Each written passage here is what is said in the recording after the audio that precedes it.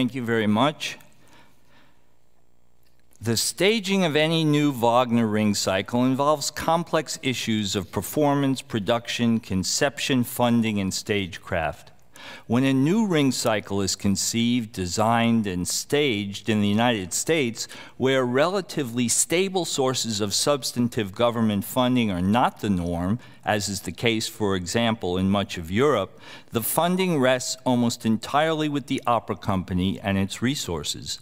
Such a challenge highlights a number of intriguing and paradoxical issues, and these issues connect the question of interpretation, which is what any opera performance incorporates, with questions as to what requirements are specific to a particular audience and culture.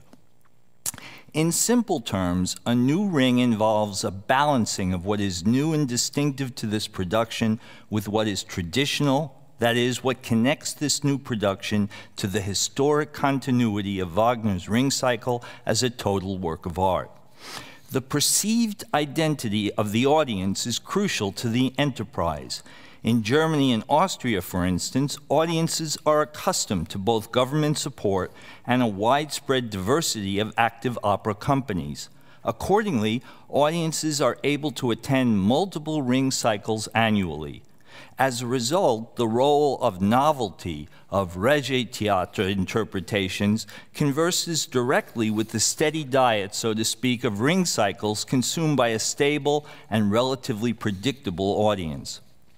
When budgetary constraints are instituted, for example, in Vienna currently, these do not approach the challenges faced by American opera companies, whose primary financial underwriting must be undertaken by the particular company in relation to its conception of its own audience.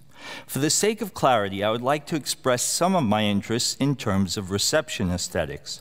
How does an audience formulate its response to a work of art, incorporating aspects of historical context, aesthetic concerns, social, psychological, philosophical, emerging understanding, and political influences, and how does this affect our evolving understanding of the work and its creator?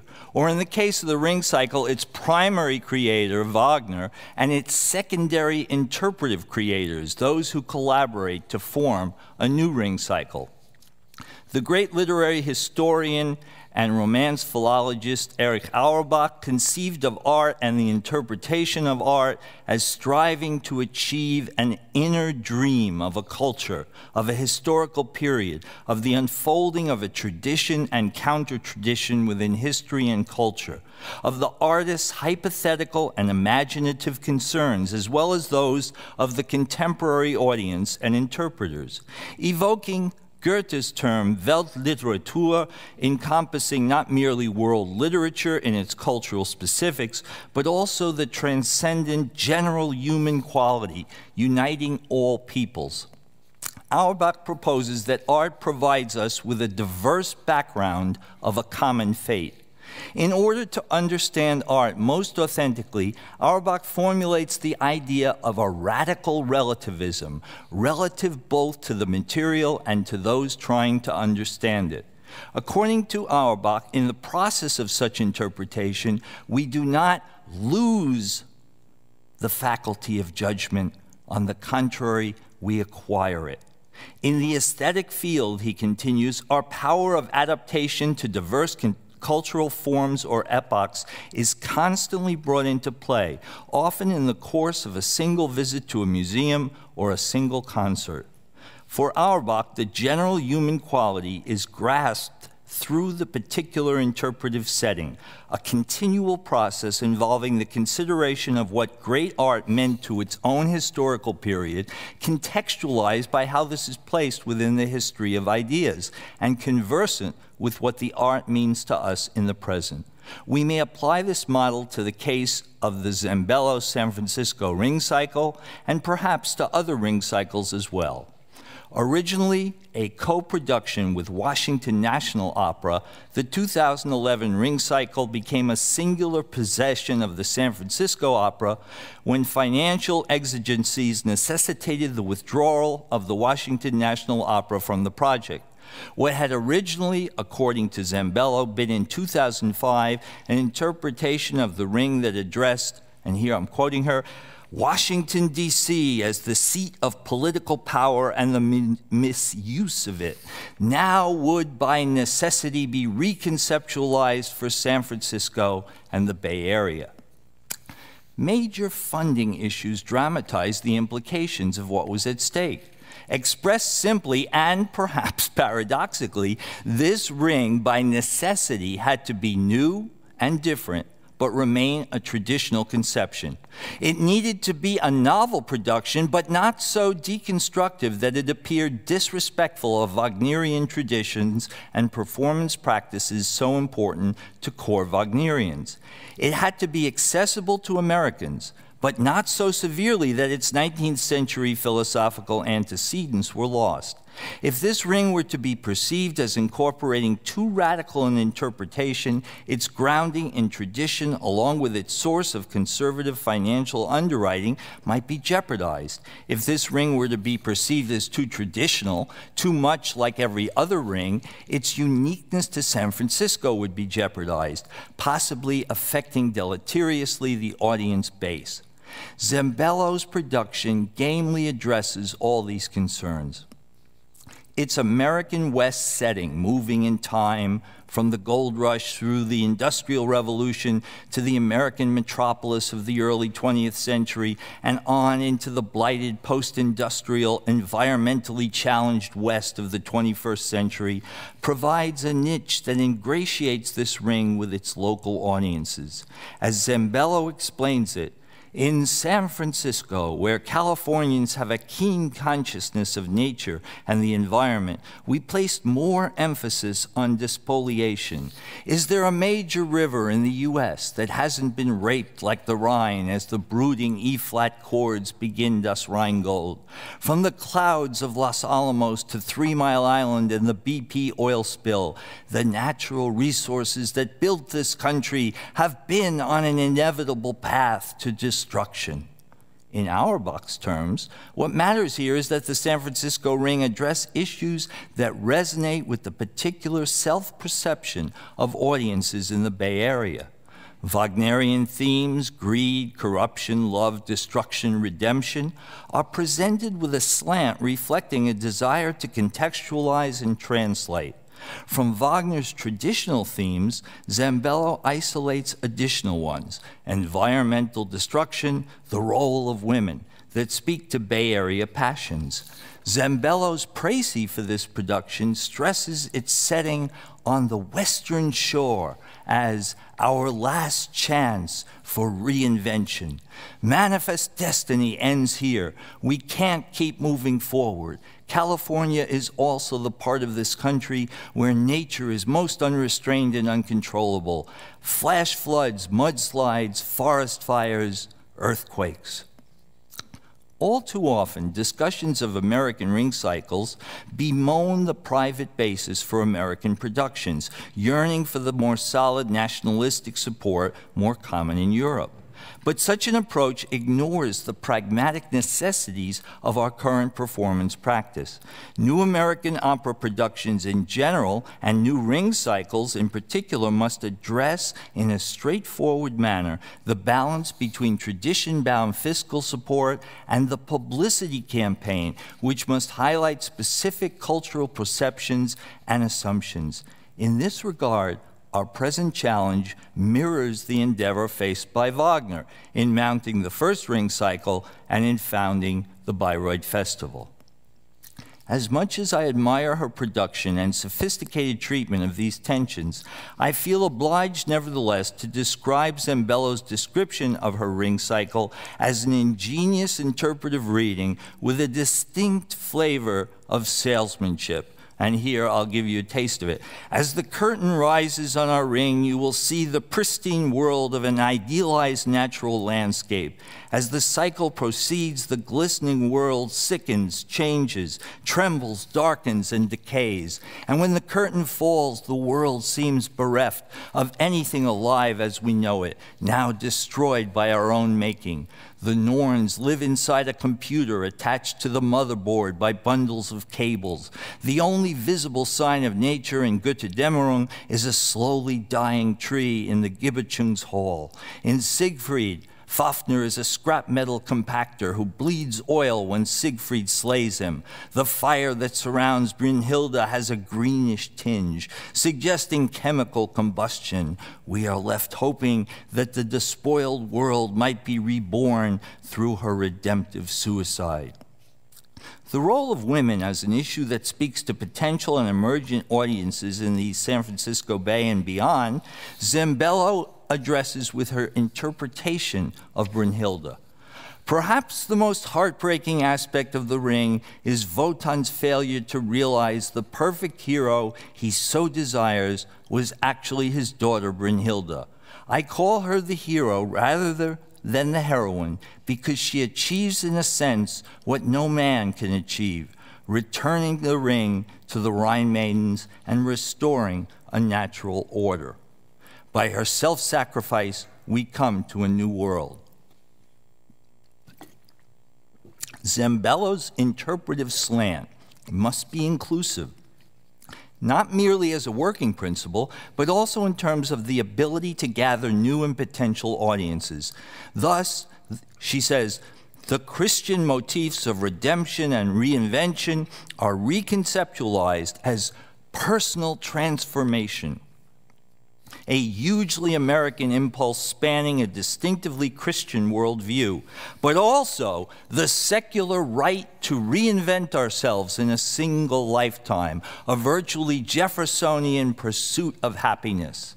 But lest we see this ring as too traditional in its fundamental conception, after all, Wagner's concept of Brünnhilde contains all the raw ingredients of Zembello's interpretation, she attempts to converse with the more regie-based, more extreme interpretive settings.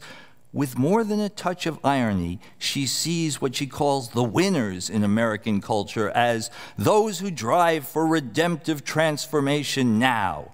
The losers look to a life in the world beyond. She perceives such a tendency as a lack of impulse control, a move against predestination, against the rule of the gods and their moral rules and laws. That is American, she says, in its nature, but also post-Christian, as Christianity originally looked towards a better life after death. I highlight these elements of this big tent inclusive approach not to take issue with Zembello. On the contrary, Wagner's inclusive incorporation of multiple signifiers and myths helps account, along with the brilliant music and the sheer inventiveness of his total work of art, for the worldwide responsiveness to his ring cycle over many, many years. But most certainly, I do mean to suggest that ring cycles today must balance a perception of innovation and discovery with gestures suggesting a reassuring respect for the illusion of tradition. This inner dream is then particularly suited to a place and time, and thus that much more conversant with the general human quality inherent in Wagner's artistry. The photo from the San Francisco Opera Die Walküre, reproduced on our conference program website, represents an impression of a Fritz Lang-type metropolis setting of 1920s Manhattan, as he first viewed it from his arriving ship. Zembello seeks to achieve a stylistic, visual, and dramaturgical tableau, incorporating a vast and elaborate panoply of influences and impressions. Sometimes, she notes, it is helpful to see things that are more connected to contemporary life. In addition to assigning a variety of texts to her cast members for character inspiration, I assume Zembello intends these contemporary allusions to resonate with her audience. These include paintings by Alfred Bierstadt, Thomas Cole, and other 19th century Hudson River School artists, the 1972 film Deliverance, based on James Dickey's 1970 novel, Truman Capote's 1966 true crime new journalistic volume In Cold Blood, Orson Welles' 1941 Citizen Kane, the Vietnam-based 1978 film Coming Home, Ayn Rand's The Fountainhead from 1943, noirish stylistic elements such as Sidney Pollack's 1969 film setting of Horace McCoy's 1935 pulp fiction, They Shoot Horses, Don't They?, and the 1990 film of Margaret Atwood's 1985 novel, The Handmaid's Tale. I would suggest such allusions feel familiar and comfortable to American audiences, even as the specific sources for the allusions may remain opaque. A brilliant and intriguing consequence emerges. The American interpretation, setting, and milieu evoke a sense of immediacy and intimacy.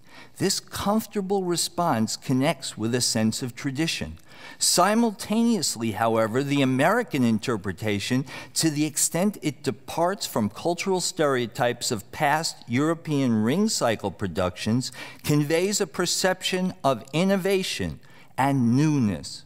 American audiences, if you will, are both reassured and stimulated by the production, but the source of the stimulation is defined within a cultural context that is perhaps more nuanced than we may assume initially. Regarding its political philosophical themes, Zambello's Ring is indebted to the ring cycle of Patrice Chéreau. Its scenery and staging are indebted to the Ring of Otto Schenk, among many, many others. Although its American interpretation is consistent with a traditional sense of Wagner's themes, new audiences unfamiliar with Wagner or the fascinating tradition of ring performances may view this new setting as innovative. Although its desire to resonate with contemporary issues and concerns may strike some as innovative, new audiences may view this more immediate contemporary slant as being familiar, even traditional. Augmenting the San Francisco audience for 3 consecutive ring cycles, the opera company offered attractive promotions to entice out-of-town and international audiences as well. A very brief comparison with 2 other rings may highlight some of my themes. The 2010 Achim Freyer Los Angeles ring cycle contained many innovative touches. According to the New York Times reviewer, there was Brechtian staging, LED lighting strips, garish costumes, masks, a huge puppet head worn by Albrecht straight out of an Otto Dix expressionist painting. There were also whimsical touches like turning Siegfried's magic helmet into a golden top hat. Although such elements may be hailed elsewhere as winningly innovative and deeply affecting, the perception in Los Angeles was mixed. The box office response was disappointing, perhaps due to the 9-day cycle. The particular cultural response was of gratuitous innovation. A Star Wars type ring, it was termed, with insufficient attention to tradition. Indeed, a number of the principal singers protested the production openly. An alternative instance may be provided by the 2012 Metropolitan Opera Robert Lepage ring. Despite being hailed by its designers at the Met as revolutionary, its intense and costly preoccupation with an intricate and temperamental staging device, nicknamed the Machine, resulted in a flurry of criticism. No less a reviewer than Alex Ross described it as pound for pound, ton for ton, the most witless and wasteful production in modern operatic history. And perhaps that's an understatement. Such an arguably fetishized production was viewed as embodying, ironically and inadvertently, the themes of Wagner's masterpiece: waste, greed, corruption, cynicism, destruction. In contrast, Zambello's Ring addresses the cost issues by imaginative combinations of video projection with dramaturgical flourishes. Zambello's conception is noteworthy for its willingness to strike a balance between the traditional and the new, between the expected and the transgressive. The response was largely favorable in terms of audience and critics, though Simon alerted us yesterday to at least one area where it was deficient.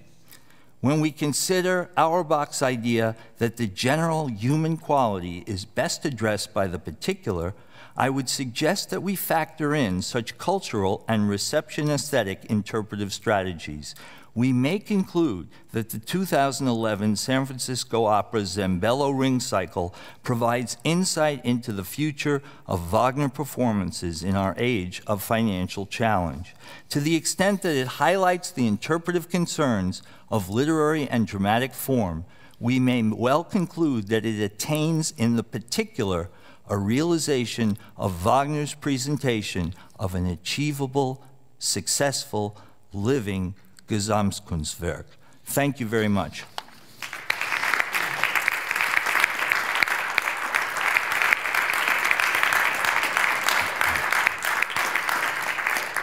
Thank you very much, Geoffrey Green, also for bringing an aspect into the picture which is so important, which is money, and especially looking at the topic of the panel here. I think it's really interesting. Any questions, please?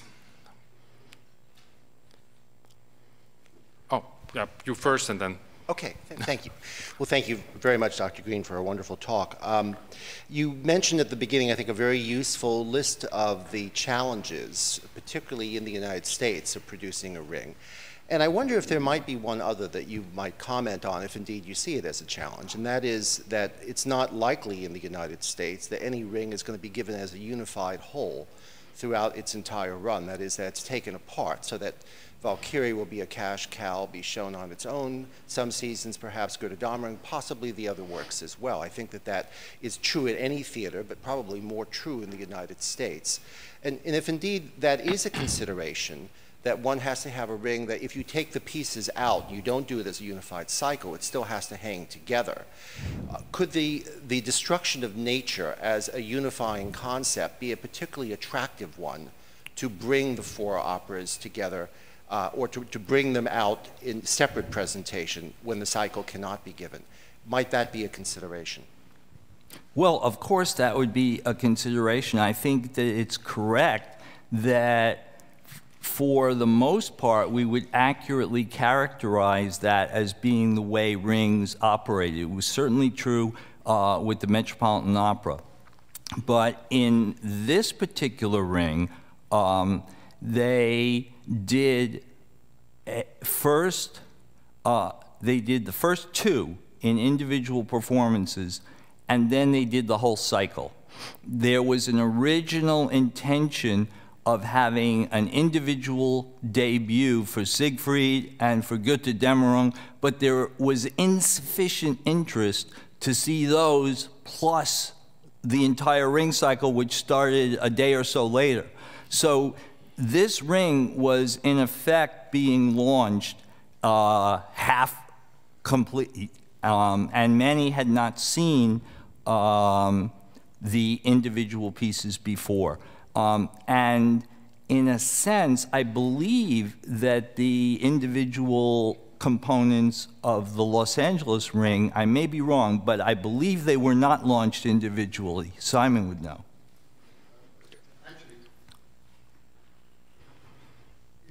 that's a very interesting issue that you've raised, because actually I saw the four separate operas in the Los Angeles cycles, each on their first night. And it was very puzzling, particularly as the tradition that Freyer was using was not a Wagnerian tradition. It comes from the medieval theatre. So it was very difficult to see how the story was being told. The most remarkable thing about it was I went back to see the third cycle when they did it completely, is the storytelling was absolutely clear from the very beginning, once you got used to the unusual sort of theatrical means. But I do think that actually one of the reasons why the Los Angeles ring didn't do too well, in addition to the fact that they had 2 nights between each of the big operas rather than just one, was the fact that when you saw them on their own, it was confusing. But once you got the narrative, everything which was confusing actually became very clear.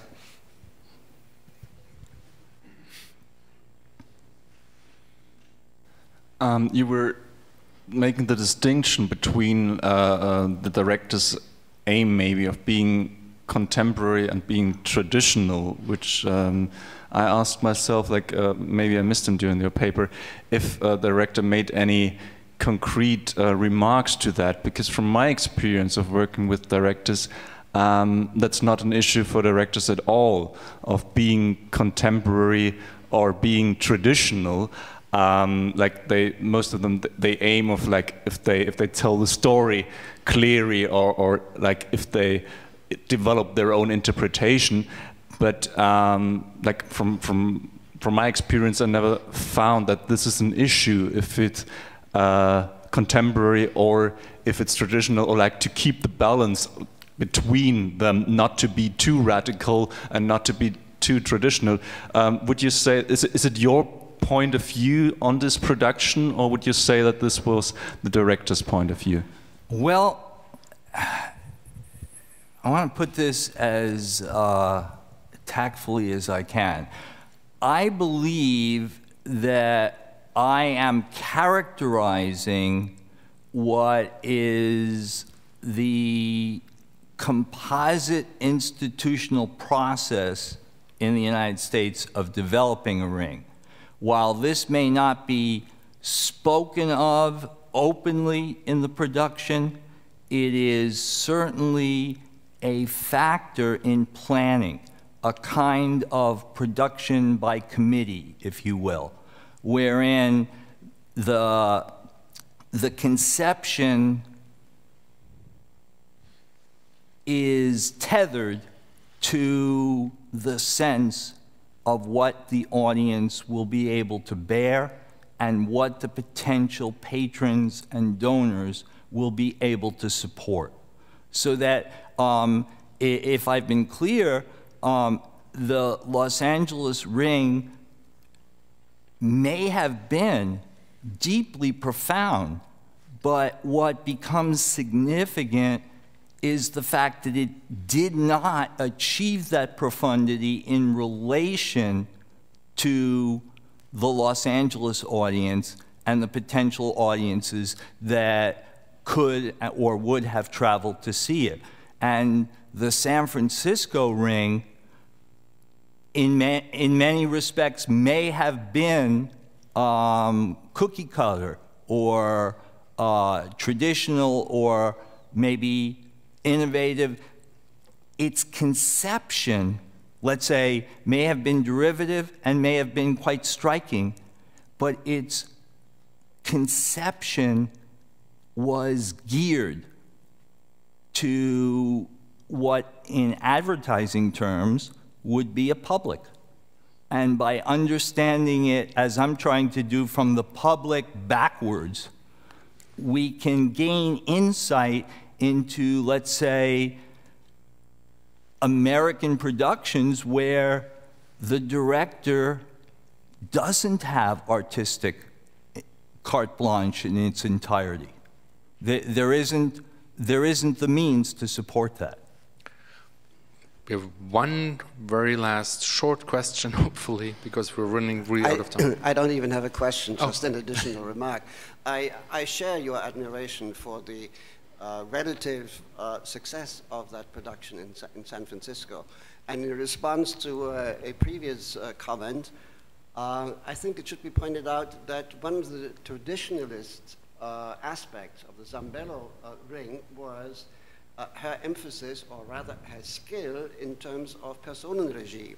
Lepage, for instance, one of the many drawbacks of the Lepage production is that he has very little clue about how to move people around on stage. Whereas Zambello, in that regard, has there's more experience and a greater sense of theater.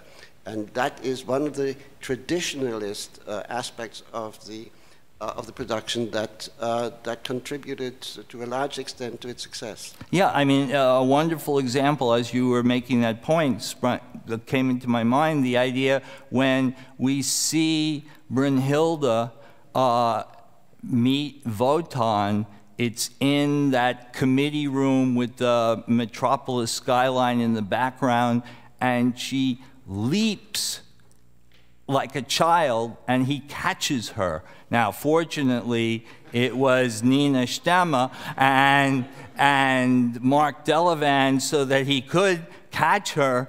It might not have worked even with the svelte Debbie Voigt.